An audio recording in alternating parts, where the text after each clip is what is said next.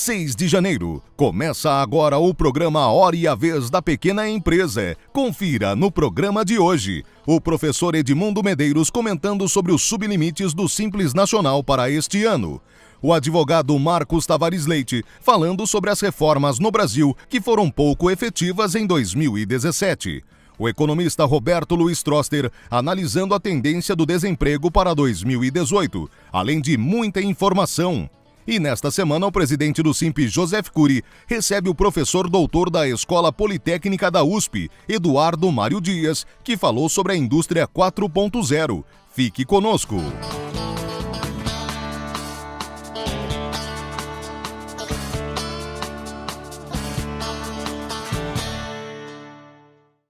Enquanto aqui no Brasil projetos de lei levam meses e anos a serem aprovados, principalmente quando tratam de questões relativas à reforma, nos Estados Unidos, em poucas semanas, já foi aprovado na Câmara dos Deputados uma ambiciosa reforma tributária, a primeira em 30 anos. Na mesma semana da sua aprovação, ela é encaminhada ao Senado e na semana seguinte, se aprovada, já será sancionada pelo presidente. E o importante é que esta reforma tributária nos Estados Unidos, ela visa principalmente a redução de impostos na questão empresarial, a redução de impostos para as empresas e também o imposto sobre grandes fortunas, que apesar de muita discussão em torno dele, os países que o adotaram simplesmente o eliminaram por apenas incentivar a evasão e não gerar efetivamente qualquer resultado. Aqui, os projetos demoram demais e, quando aprovados, a sua efetividade ainda é discutível. Exemplo disso, a reforma trabalhista, que mesmo antes de entrar em vigor, já se preparava projeto de lei para alteração, editada uma medida provisória imediatamente após a sua entrada em vigor e que já conta com mais de 1.000 emendas. Portanto, que segurança nós temos, que incentiva a atividade empreendedora vai se dar numa situação dessa, em que os projetos demoram demais a serem aprovados. Muita discussão, principalmente voltada a interesses pessoais. E ainda assim, quando aprovada, não é efetiva ou por alterações ou mesmo por questões pessoais e resistências dos mais diversos setores. Outra reforma fundamental para o país também é a reforma tributária. A reforma que anda muito lentamente, mas que pretende basicamente simplificar um sistema tributário que já é considerado por muitos órgãos nacionais e internacionais o pior sistema tributário do mundo. Interessante destacar que nesta reforma tributária que se pretende aqui, também só se fala em simplificação. Já se colocou como questão fundamental que não pode haver queda na arrecadação, não pode haver queda na carga tributária. Enquanto isso, aqui no Brasil, ao contrário deste exemplo de tentativa de revitalização da economia com redução da carga tributária, o Ministério da Fazenda já vem anunciando a possibilidade de aumento da carga tributária, simplesmente para compensar gastos adicionais ou mesmo questão judiciária que pode reduzir a expectativa de uma arrecadação futura. Portanto, se pretendemos ter um país que saia da crise, que pretendemos gerar emprego e renda, incentivo à atividade empreendedora, porque neste momento é que ela vai poder pagar mais impostos, ou seja, pensar numa arrecadação a médio prazo, nós temos que ter uma legislação coerente, racional, tramitação rápida e efetivas reformas que realmente funcionem. É assim que o Simp vai trabalhar, para manter essa atividade formal, incentiva a atividade empreendedora com geração de emprego, renda e arrecadação pública também.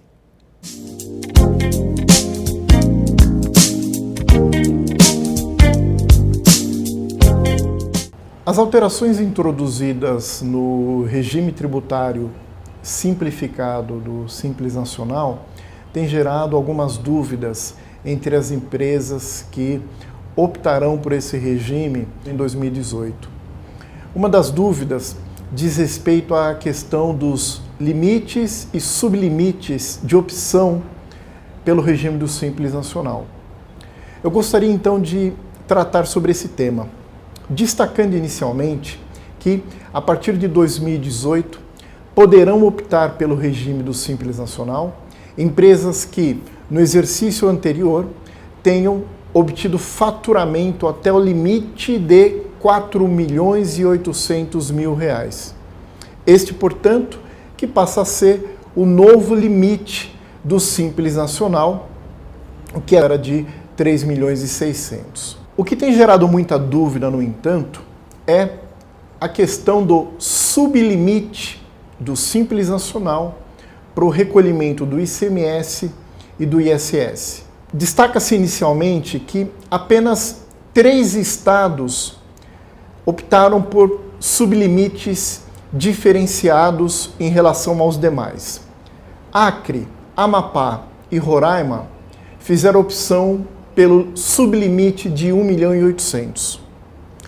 Todos os demais estados, incluindo-se São Paulo, Minas Gerais, Rio de Janeiro, Rio Grande do Sul, Santa Catarina, Bahia, o sublimite passa a ser de 3 milhões e 600 mil reais. O sublimite significa que, da mesma forma que uma empresa, dentro da regra geral e do limite geral, poderá optar pelo regime do Simples se o seu faturamento for até 4 milhões e 800, o sublimite tem o mesmo significado, valendo somente, no entanto, para os tributos ICMS e ISS. Ao se ultrapassar o limite de 3 milhões e 600, a empresa continuará no ano seguinte, dentro do Simples Nacional, somente para os tributos federais.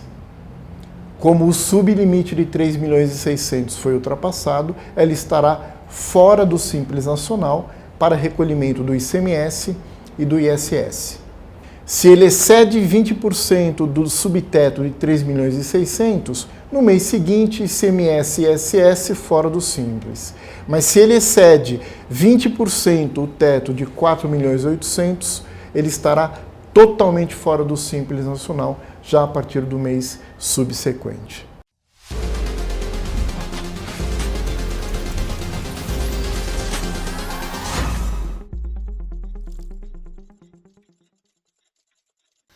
Uma questão importante na economia é a questão do emprego. O Brasil tem 12 milhões de desempregados. 12 milhões de desempregados, se eles fossem colocados em fila, poderiam ir do Chuí ao Oiapoque, enfileirados um atrás do outro. Isso é inconcebível num país que, por outro lado, tem 26% de capacidade ociosa. E as projeções são de que o desemprego fique acima de 10 milhões de pessoas até o final do ano. As causas do desemprego são duas. Uma causa conjuntural, a economia cresce pouco, crescendo pouco, emprega pouco. E há sempre uma defasagem entre o começo do crescimento e o começo do emprego.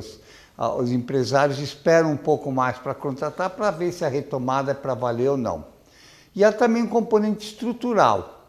A economia está mudando. Um exemplo, Uber. Uber, um programa de computador, o que faz? Aumentou a oferta de automóveis e a oferta de empregos no Brasil. Ou Airbnb, aumentou a rede hoteleira da cidade de São Paulo, sem que fosse necessário investir R$1 em construir novos hotéis. Agora, essa mudança vai muito mais além disso, quer dizer, as economias do mundo como um todo estão incorporando essas tecnologias rapidamente.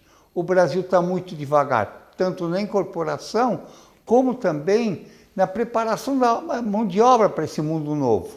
Falta um centro de inteligência competitiva de trabalho, para um lado, treinar trabalhadores e, por outro, entender mais essa demanda que está acontecendo. Não faz sentido o Brasil continuar com desemprego tão grande, algo que poderia ser solucionado ou podia ser amortecido mais rapidamente. É isso, feliz 2018 com muitos empregos.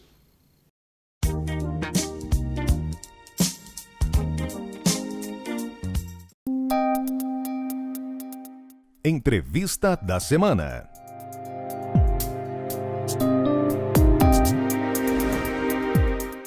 Hoje nós vamos falar da quarta revolução industrial. Para falar sobre o tema, o nosso especialista é o professor doutor Eduardo Mário Dias. É um prazer tê-lo conosco. Prazer é meu de estar aqui, João. Professor, o senhor foi um dos idealizadores do SAT, do controle do agrobusiness, do agronegócio, da carne, dos remédios, etc., que estão em testes e estão sendo implementados. Isso está correto? Isso é correto. Vamos por partes, né? Primeiro, o SAT é um sistema tributário da Secretaria da Fazenda do Estado de São Paulo, que muito nos envaidece. É um projeto que está há 8 anos em operação. Hoje é obrigatório o uso do SAT em todo o território estadual, né? E é aquele que sai o carry code na nota fiscal. Isso impede a sonegação, né? São Paulo vai zerar a sonegação, isso é muito importante. Vamos voltar um pouquinho para a gente avançar. Pois é. A primeira Revolução Industrial, professor, se caracterizou por o quê? Começou na Inglaterra, né, com a Revolução Industrial dos teares ingleses, tocado por máquinas a vapor, né? E durou quanto tempo? Então, entre começar nos teares ingleses e ir para a Marinha Inglesa, com os seus supercoraçados na época, durou 65 anos, foi até o começo da Primeira Guerra Mundial. A segunda Revolução Industrial? Foi com Henry Ford, que começou a produção em série dos carros, né? A terceira seria... Durou quanto tempo? Durou talvez uns 50 anos, 40 anos, 50 anos. A terceira Revolução Industrial? Já é do just in time na área automobilística, né, que durou 15 anos. E agora a quarta Revolução Industrial? A quarta está sendo quase superada, segundo os japoneses, pela quinta, e tem 3, 4 anos. Quer dizer, você vê o tempo como diminuiu, né? Muito rapidamente. O que vem a ser a quarta Revolução Industrial? É o uso de tecnologias integradoras, né, nas aplicações assim, do seu dia a dia. O senhor falou algumas aplicações que nós fizemos, como rastreabilidade de carne, rastreabilidade de remédios, né? Isso é uma forma de integrar a sociedade no processo de internet. Quer dizer, o senhor usa a internet para fazer fiscalização em sistemas que integrem o setor privado com o setor público. O senhor falou que já está sendo superada a quarta Revolução Industrial pela quinta. Os japoneses lançaram a quinta atual, há menos de alguns meses atrás já lançaram a quinta. Mas isso é o que é a quinta?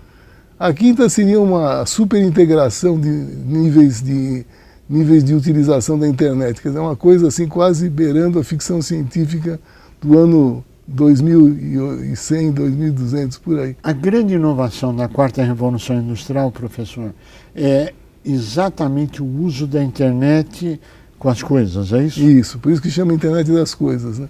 Chama-se internet das coisas. O senhor pode colocar qualquer equipamento hoje dentro da internet sem nenhum problema de integração. E um fala com o outro, coisa que há 15 anos atrás era uma coisa impensável. O senhor tinha tecnologias proprietárias, hoje o senhor tem tecnologias abertas, né? Essas tecnologias abertas trazem a rastreabilidade do produto, que é a palavra do momento? Não só a rastreabilidade, mas, por exemplo, tem um projeto que a gente desenvolveu para a Prefeitura de São Paulo de integração dos semáforos de São Paulo. Não sei se o senhor sabe, São Paulo, durante 30 anos, tinha semáforos que não se falavam um com o outro.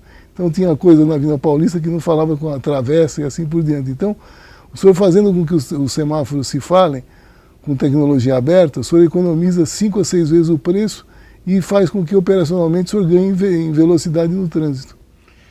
Então, a internet ajudando na integração dos semáforos falando um com o outro para a prefeitura.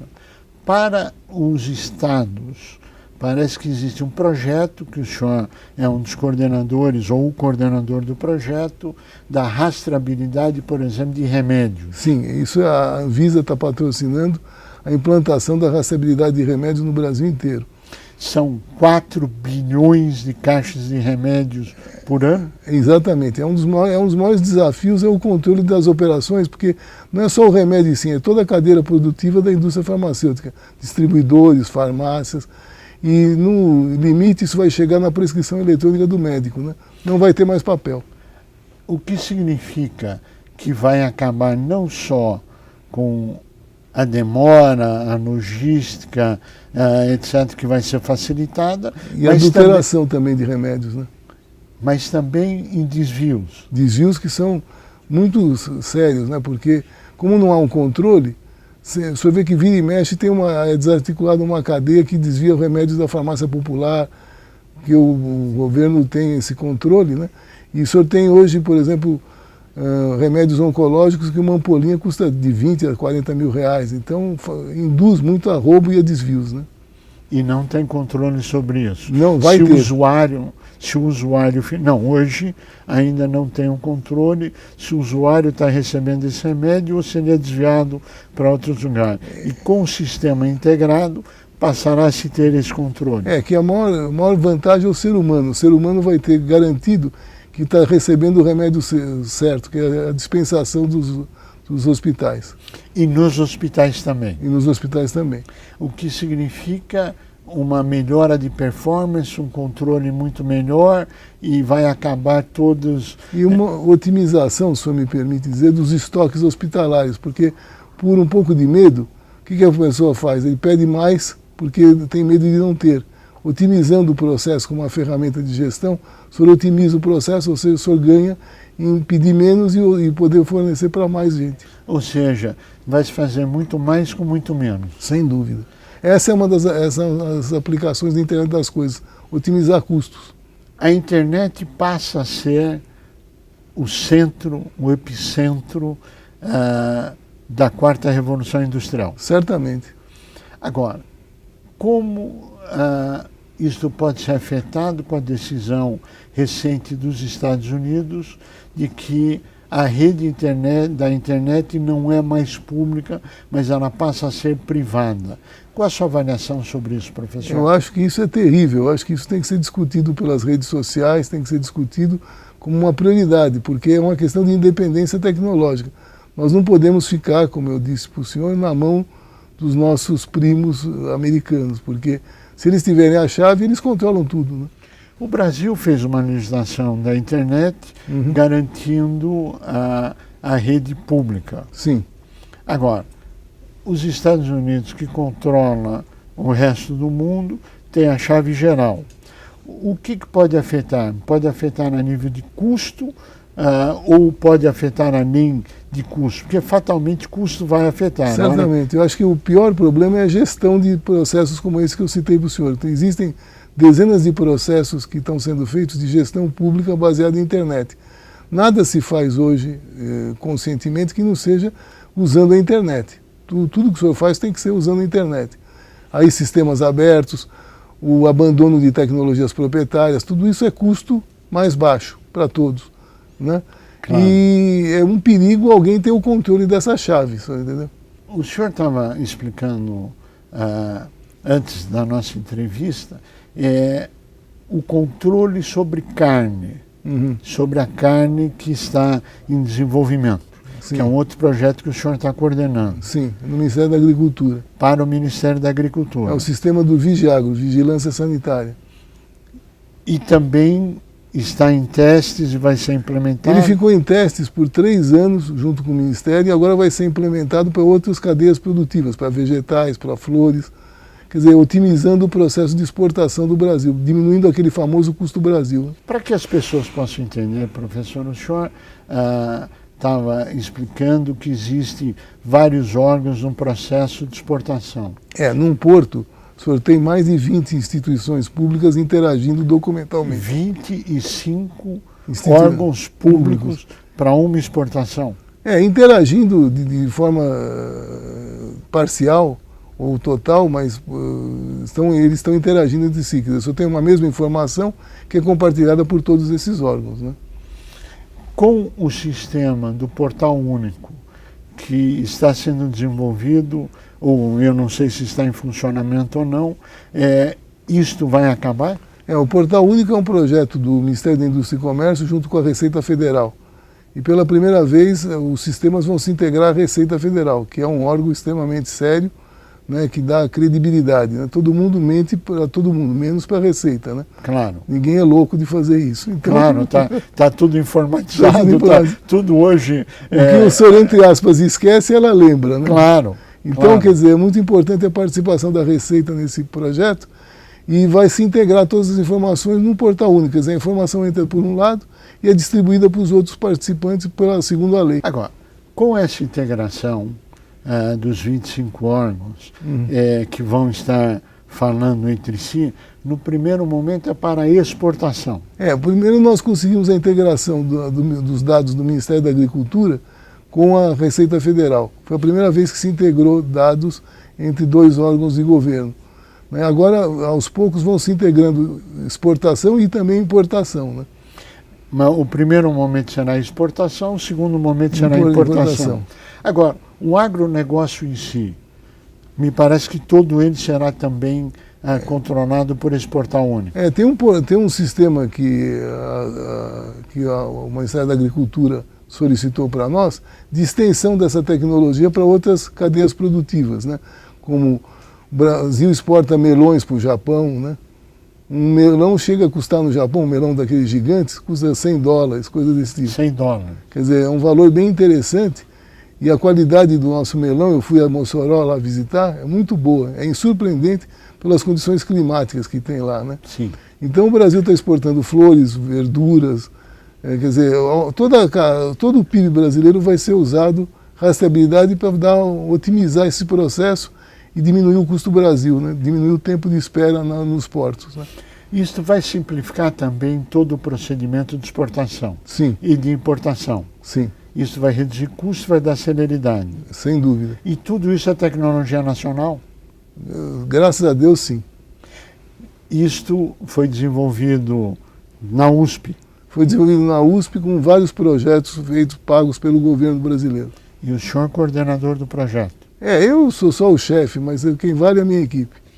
Claro. E quantos membros tem a sua equipe? Hoje nós trabalhamos há 25 anos, fizemos mais de 100 teses, mais de 200 artigos internacionais. Então quem vale a equipe não é o chefe. Puxa vida, mais de 100 artigos? Mais de 100 teses, 100 teses. Mestrados e doutorados. De mestrado e doutorado. Do GAESE, que é o grupo, do GAESE, que é o grupo que eu coordeno. Que o senhor coordena. E toda essa tecnologia e esse conhecimento acumulado é, claro, propriedade do governo via USP. Sim. Agora, isso mostra como vale a pena investir em tecnologia nacional. Que é indispensável. Sem dúvida. Eu acho que o nosso grupo é um dos mais modestos, tem outros grupos bem maiores, e eu acho que o Brasil devia investir em inteligência dentro das universidades, que tem bastante. Dentro e fora das universidades, em todo quanto é lugar, tecnologia para o bem da sociedade. Sem dúvida. Esta evolução tecnológica da internet, o senhor vislumbra que horizonte? Olha, eu estaria mentindo se eu dissesse que se eu soubesse isso eu era um homem rico. Porque é muito difícil, todo mundo previu que o negócio ia saturar a evolução tecnológica. E ela está uma exponencial, ela está crescendo cada vez mais. É muito difícil, por exemplo, para mim, tem certas matérias, linguagem de programação, que eu fui formado numa que virou sânscrito, por exemplo, Fortran, COBOL, isso ninguém mais usa. Então, para você, por exemplo, dar algumas matérias, eu tenho que usar a garotada, porque eu mesmo não consigo dar essas matérias, entendeu? Puxa vida, que evolução tecnológica. É impressionante.